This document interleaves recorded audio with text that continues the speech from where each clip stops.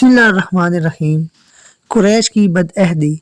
جب بنی بکر کے ایک شخص نے رسول اللہ صلی اللہ علیہ وآلہ وسلم کی شان میں توہین آمیز شعر لکھے اور ان کو گانے لگا، بنی خزاع کے ایک نوجوان نے ان اشعار کو سن لیا۔ اس نے بنی بکر کے شخص کو پکڑ کر مارا، اس سے وہ زخمی ہو گیا۔ اس پر دونوں قبیلے ایک دوسرے کے خلاف کھڑے ہو گئے، کیونکہ پرانی دشمنی تو ان میں پہلے سے چلتی آ رہی تھی۔ بنی بکر نے ساتھ میں قریش سے بھی مدد مانگ لی۔ قریشی سرداروں نے ان کی درخواست قبول کر لی، ان کی مدد کے لیے آدمی بھی دیے اور ہتھیار بھی۔ پھر یہ سب مل کر ایک رات اچانک بنی خزاع پر ٹوٹ پڑے۔ وہ لوگ اس وقت بے فکری سے سوئے ہوئے تھے۔ ان لوگوں نے بنی خزاع کو بے دردی سے قتل کرنا شروع کیا۔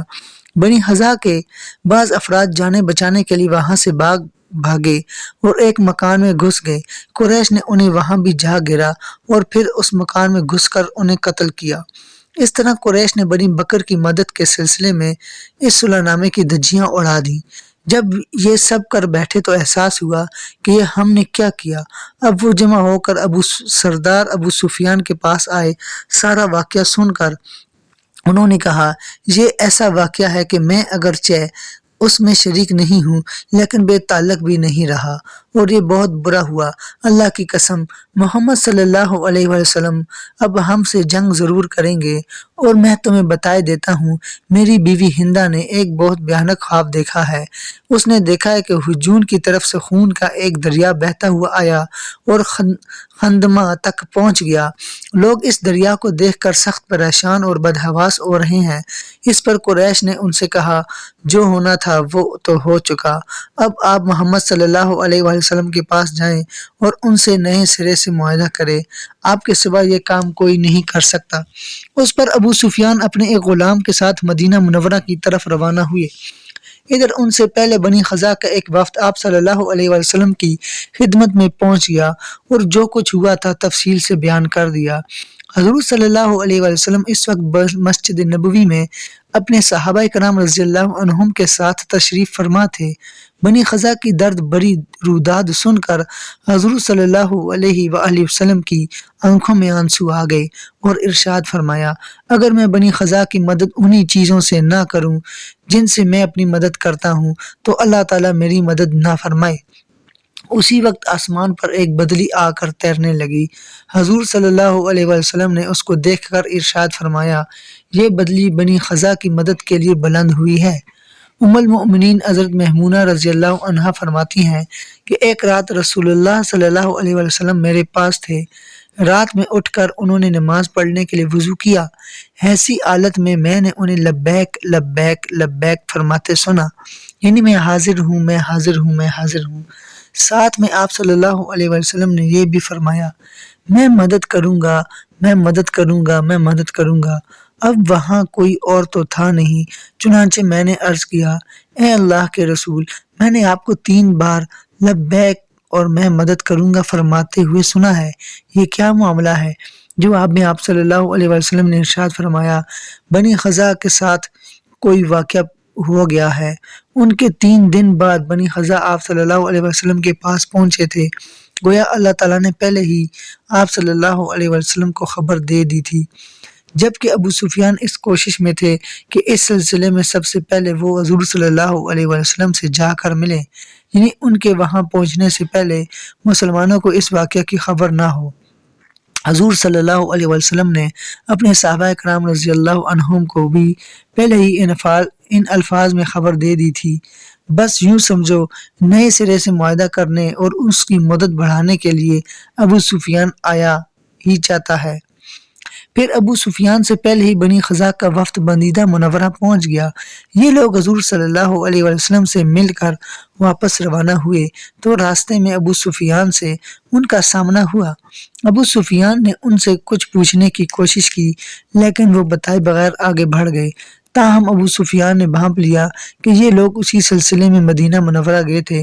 مدینہ منورہ پہنچتے ہی ابو سفیان سیدھے اپنی بیٹی نبی کریم صلی اللہ علیہ وسلم کی زوجہ محترمہ حضرت ام المؤمنین ام حبیبہ رضی اللہ عنہا کے پاس گئے۔ گھر میں داخل ہونے کے بعد جب ابو سفیان نے بستر پر بیٹھنا چاہا تو ام المؤمنین امی حبیبہ رضی اللہ عنہا نے بستر لپیٹ دیا۔ یہ دیکھ کر ابو سفیان حیرت زدہ رہ گئے۔ انہوں نے کہا، بیٹی یہ کیا ہے؟ مہمان کے آنے پر بستر بچھاتے ہیں کہ اٹھاتے ہیں؟ حضرت ام حبیبہ رضی اللہ عنہا نے فرمایا، یہ رسول اللہ صلی اللہ علیہ وآلہ وسلم کا بستر ہے اور آپ ابھی مشرک ہیں۔ یہ سن کر ابو سفیان بولے، اللہ کی قسم، میرے پاس سے آنے کے بعد تجھ میں خرابیاں پیدا ہو گئی ہیں۔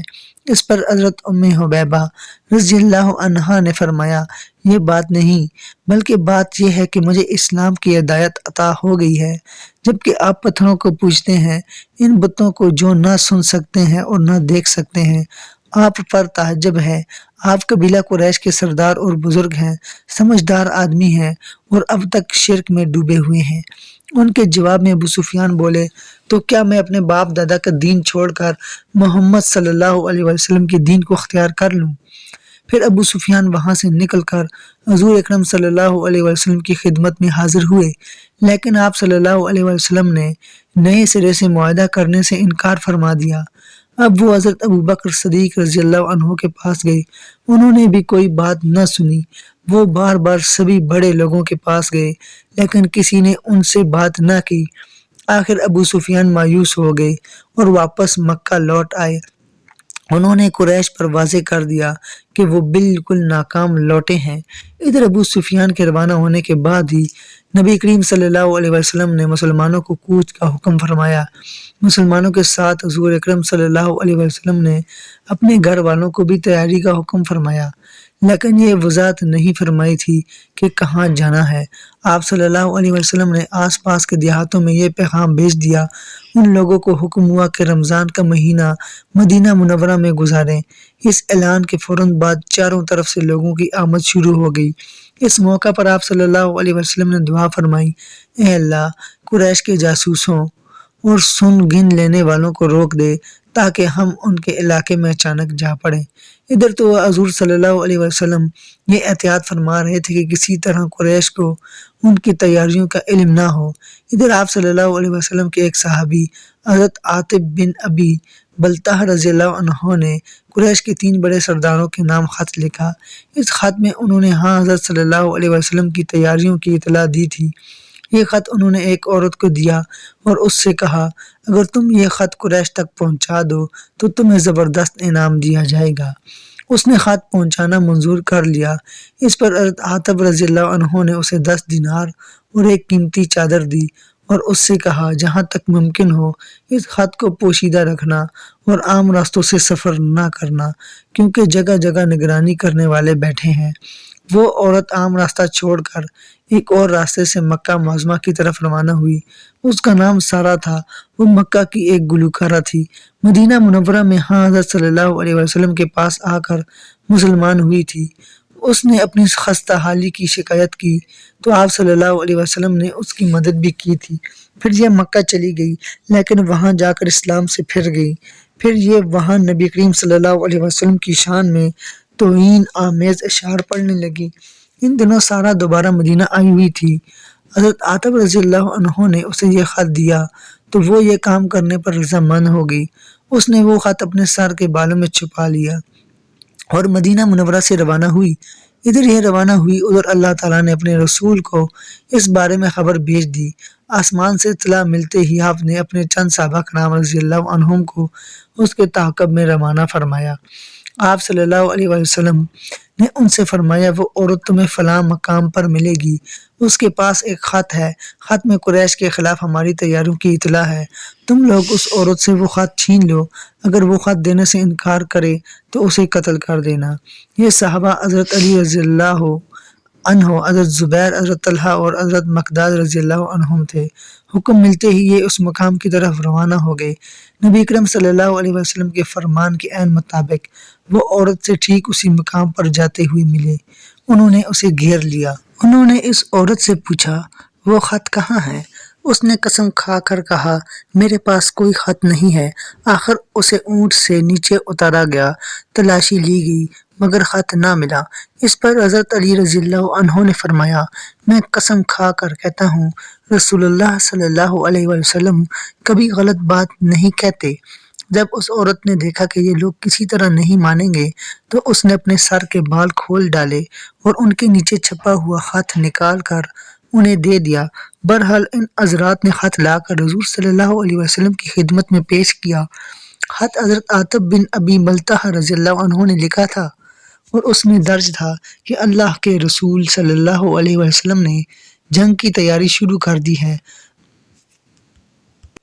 اور یہ تیاری ضرور تم لوگوں کے خلاف ہے۔ میں نے مناسب جانا کہ تمہیں اطلاع دے کر تمہارے ساتھ بھلائی کروں۔ حضور صلی اللہ علیہ وآلہ وسلم نے حضرت عاطب رضی اللہ عنہ کو طلب فرمایا، انہیں خط دکھایا اور پوچھا، عاطب اس خط کو پہچانتے ہو؟ جواب میں انہوں نے عرض کیا، اے اللہ کے رسول میں پہچانتا ہوں، میرے بارے میں جلدی نہ کیجیے، میرا قریش سے کوئی تعلق نہیں، جبکہ آپ کے ساتھ جو مہاجرین مسلمان ہیں ان سب کے قریش کے ساتھ رشتہ داریاں ہیں، اس وجہ سے مشرک ہونے کے باوجود وہاں موجود ان کے رشتہ دار محفوظ ہیں، وہ انہیں کچھ نہیں کہتے، لیکن چونکہ میری ان سے رشتہ داری نہیں اس لیے مجھے اپنے گھر والوں کے بارے میں تشویش رہتی ہے، میری بیوی اور بیٹا وہاں پھنسے ہوئے ہیں، سو میں نے سوچا اس موقع پر قریش پر یہ احسان کر دوں تاکہ وہ میرے گھر والوں کے ساتھ ظلم نہ کریں، اور بس اس خط سے مسلمان کو کوئی نقصان نہیں پہنچ سکتا، قریش پر اللہ کا قہر نازل ہونے والا ہے۔ ان کی بات سن کر حضرت صلی اللہ علیہ وسلم نے اپنے صحابہ رضی اللہ عنہم سے فرمایا، تم نے عاطب کی بات سنی، انہوں نے سب کچھ سچ سچ بتا دیا ہے، اب تم لوگ کیا کہتے ہو؟ اس پر حضرت عمر رضی اللہ عنہ نے عرض کیا، اے اللہ کے رسول مجھے اجازت دیجیے کہ اس شخص کا سر قلم کر دوں کیونکہ یہ منافق ہو گیا ہے۔ حضرت صلی اللہ علیہ وسلم نے ارشاد فرمایا، اے عمر یہ شخص ان لوگوں میں سے ہے جو غزوہ بدر میں شریک ہوئے تھے، اور عمر تمہیں کیا پتا، ممکن ہے اللہ تعالیٰ نے اہل بدر سے یہ فرما دیا ہو کہ تم جو چاہے کرو، میں نے تمہاری مغفرت کر دی۔ نبی اکرم صلی اللہ علیہ وسلم کا یہ ارشاد مبارک سن کر حضرت عمر رضی اللہ عنہ کی آنکھوں میں آنسو آ گئے۔ ادھر اللہ تعالیٰ نے سورۃ الممتحنہ کی یہ آیت نازل فرمائی۔ ترجمہ، اے ایمان والو تم میرے دشمنوں اور اپنے دشمنوں کو دوست مت بناؤ کہ ان سے دوستی کا اظہار کرنے لگو، حالانکہ تمہارے پاس جو دین آ چکا ہے وہ اس کے منکر ہیں، وہ رسول کو اور تمہیں اس بنا پر شہر بدر کر چکے ہیں کہ تم اللہ تعالیٰ پر ایمان لے آئے ہو۔ دوستو یہاں پر ہماری ویڈیو مکمل ہو جاتی ہے۔ ہم نے جو پڑھا اور آپ دوستوں نے جو سنا، اللہ تعالیٰ اس کو قبول فرمائے، اور آپ دوستوں سے یہی کہوں گا کہ آپ اس کو لازمی شیئر کیا کریں ہماری ویڈیو کو، تاکہ آپ کو بھی اس کا ثواب مل سکے اور جتنے دوست دیکھیں گے ان کو بھی ثواب مل سکے۔ اور جتنے بھی دوست ہمارے ساتھ منسلک ہو رہے ہیں، اگر وہ یوٹیوب پر ہمارے اس ویڈیو کو دیکھ رہے ہیں تو ہمارے چینل کو سبسکرائب کریں، ساتھ ہی بیل آئیکن کو دبائیں اور آل نوٹیفیکیشن پر کلک کریں۔ اگر فیس بک پیج پر دیکھ رہے ہیں تو اس فیس بک پیج کو فالو کریں اور وہاں سے اپنے دوستوں کے ساتھ شیئر کیا کریں تاکہ آپ کو اس کا مکمل پورا ثواب مل سکے۔ تو انشاءاللہ ملیں گے اگلی ویڈیو میں، تو آپ انتظار کیجیے۔ اپنا خیال رکھیے گا اور آپ سے اجازت چاہتے ہیں۔ اللہ حافظ۔ اللہم صلی علی محمد عبدک ورسولک وصلی علی المؤمنین والمؤمنات والمسلمین والمسلمات۔